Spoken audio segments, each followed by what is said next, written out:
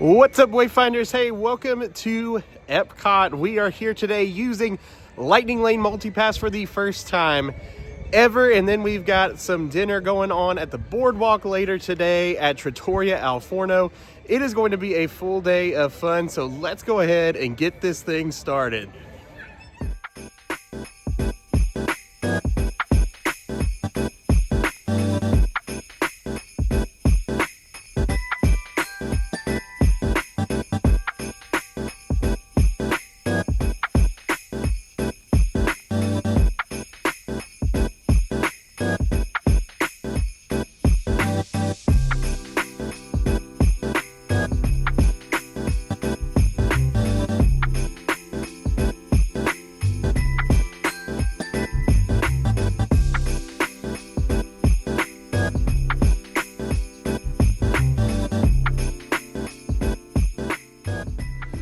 Okay, so while I have a minute here, let me talk about the new Lightning Lane MultiPass.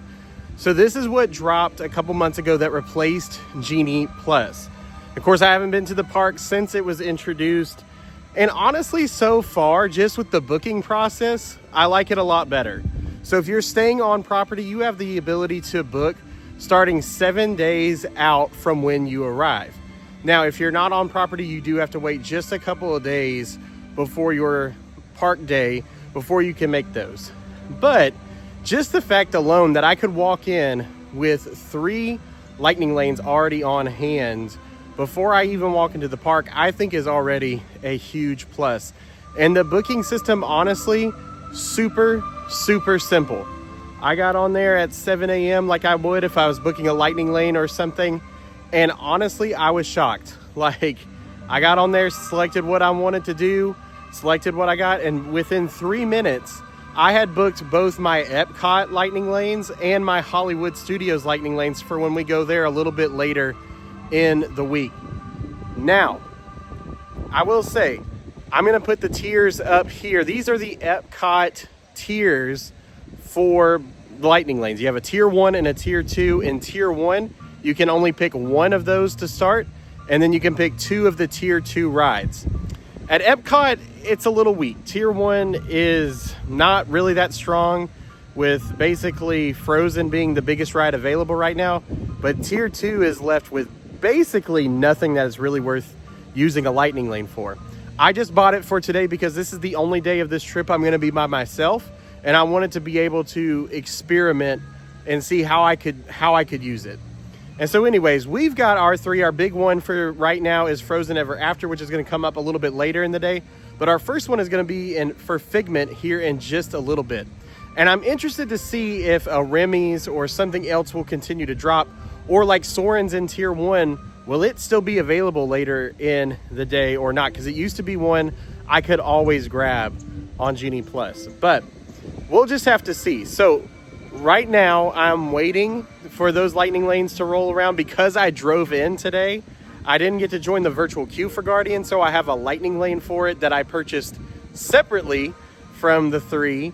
That is for a little bit later today as well. So we're just kind of wandering around. Honestly, I love taking Epcot a little bit slowly, especially to start the day.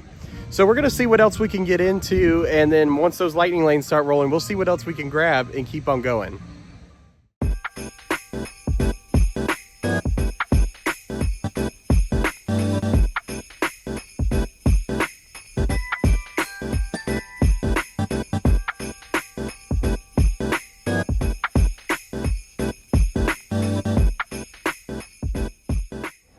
Okay, y'all, so we gotta talk about this.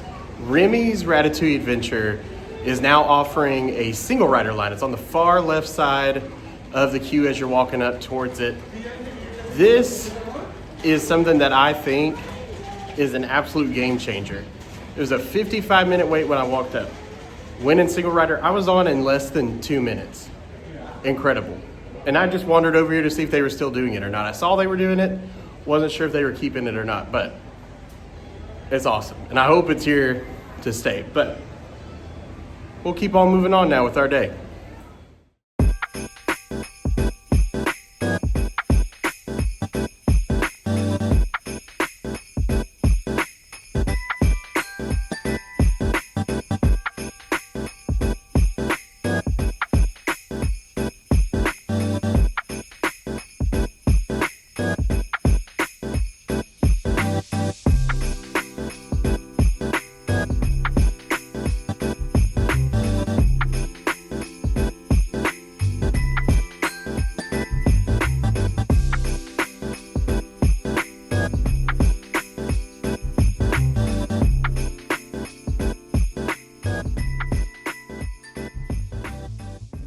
Okay, friends, so just a little midday check-in here.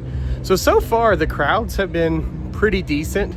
This is the week after Thanksgiving, so you never really know. There's some times where this week can be pretty populated, other times where this week is pretty empty.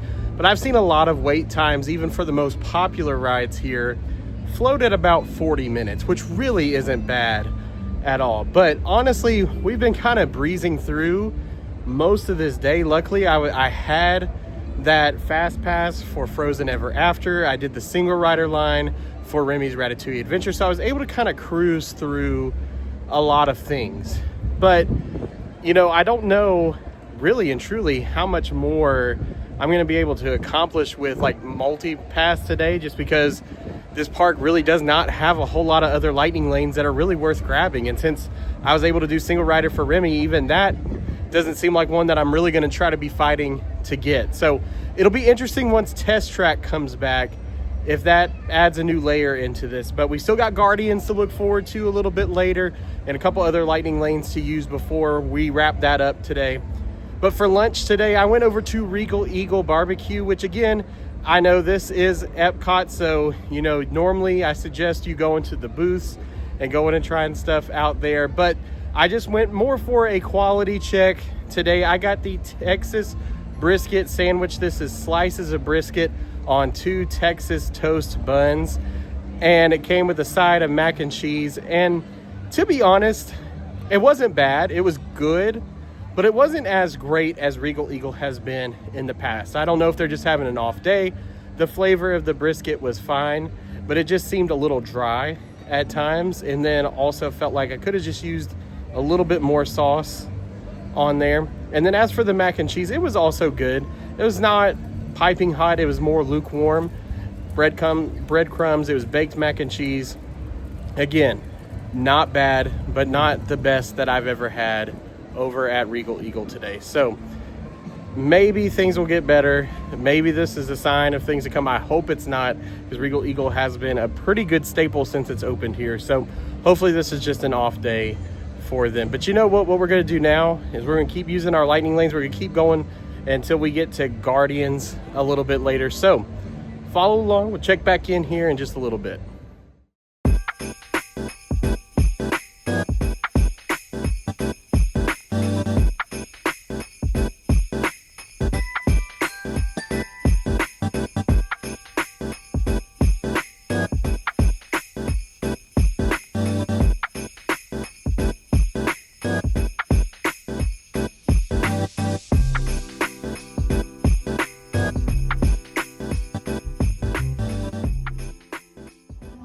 All right, friends, so it is time for our Guardians of the Galaxy lightning lane. Now, again, this is a separate purchase, and I know it's super confusing, but Guardians of the Galaxy is not included with your MultiPass that you get when you purchase it for the day. So this was a separate purchase of $18, which that adds up quick when you're also buying the MultiPass for the day. But the good thing is you really don't need the MultiPass for this park. So if you really want to do Guardians and you don't want to go through the hassle of getting up early for the virtual queue, you can easily purchase this and pick really whatever time you want for the day. I hope I didn't spend $18 to get Conga or Blondie again, but I think I know what's coming. But anyways, let's go check it out.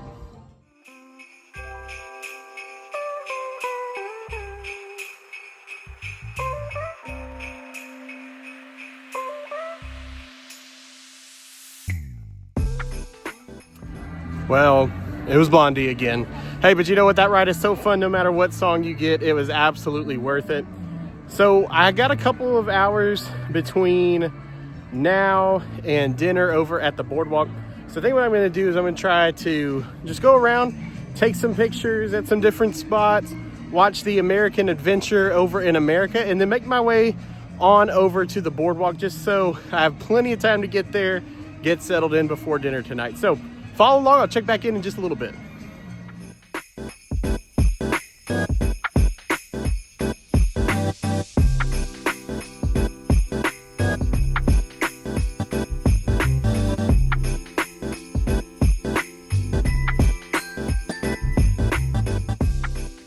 So I'm here at the Yacht Club Resort on my way to the Boardwalk.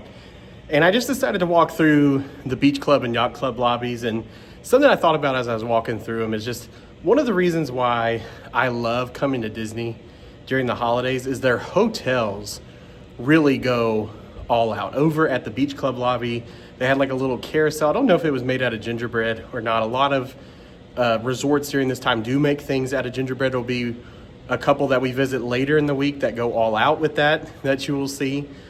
But the beach club had that little carousel going, which was super cool. And then in the yacht club lobby, they actually had the lights like super dimmed, and they had like a little Christmas town set up with a train that runs through it. And so if you ever come to Disney during the holidays, try to go to the different resorts. I'm going to talk about this on a podcast in a couple weeks from now, but it's really, really cool just to experience them all decorated up. Usually a lot of them have super cool trees in the lobby to see. They change some of the smells in the lobby sometimes too, just for the holidays. And so it really is special to come here during this time of the year. So if you get a chance, make sure to stop by and check out whatever resort you want. Remember, it is absolutely free to go resort hopping. You are not going to be charged to just go visit a hotel. You can hop on a bus at any of the parks or at Disney Springs, and you can go visit that hotel whenever you want. So come check them out. They're a ton of fun.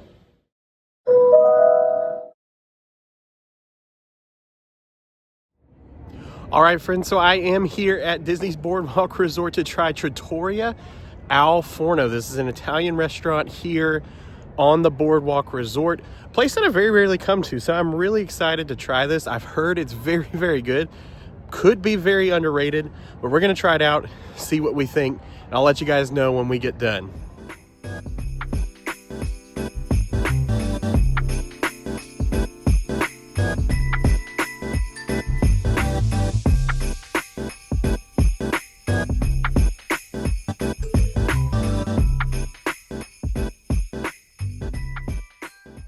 All right, friends, so I just finished at Trattoria Al Forno, and my quick one-word review, wow. I mean, wow is the word for this one. I'm not gonna give the full scores here. I'm gonna do that on the podcast when I get back. I haven't added it all up yet, but just know this is gonna be one of the highest rated restaurants I've reviewed since I've been using our new rubric, which is based off of taste, ambiance, price, service, all those good things. So I'm excited to review it when I get back, but this is definitely, I think, going to be a new contender for my underrated dining list. Well, now the plan is to go back to Epcot. We're gonna ride some more rides. We're gonna do some more things. I'm gonna try to catch the Luminous fireworks show. I have not actually gotten to see that yet, and so I'm excited to see that for the first time in person tonight. So just a couple more hours of fun, and then we'll be heading on out for our resort for the night. Well, that is going to do it for this one. I know this kind of took a weird abrupt turn. Now I'm in my room here at All Star Music, but I ran into some friends at Epcot. We ended up sitting down, just enjoying some time together. They had a dinner at Le Cellier. I was able to sit down with them. Didn't get anything to eat, but did get some chocolate cheesecake for dessert, which was actually really, really good. I was very surprised by that. Normally, sit-down restaurants, desserts aren't that good, but that one was very, very good. Anyways, thoughts on the day. When it comes to Lightning Lane MultiPass, Epcot's definitely not where you want to spend your money on that for. Honestly, after mid-afternoon, when I used my Guardians Lightning Lane, I didn't book another one for the rest of the day. Just didn't need it. Just wasn't really worth the amount of time or effort that it took to purchase it and to go through the planning of it. But I did get to ride pretty much everything that I wanted to ride today. And I think I could have done that without Genie Plus. Honestly, crowd levels weren't terrible today, so it could have been manageable without it, honestly. So again, Epcot's just not the place where you want to use that. You would much rather use it at Hollywood Studios or at Magic Kingdom. So it was a good day, though. I did not get to watch Luminous. We do have another Epcot day on this trip, so I will try to catch Luminous when we go to Epcot that day. But other than that, it's been a wonderful day. Thank you guys for following along. Hey, make sure to like, subscribe to the channel. Also, make sure to check out the podcast, especially once I get back. We're going to do further deep dives into all of this stuff. So until next time, I hope you guys have a magical rest of your day. And we'll see you again real soon.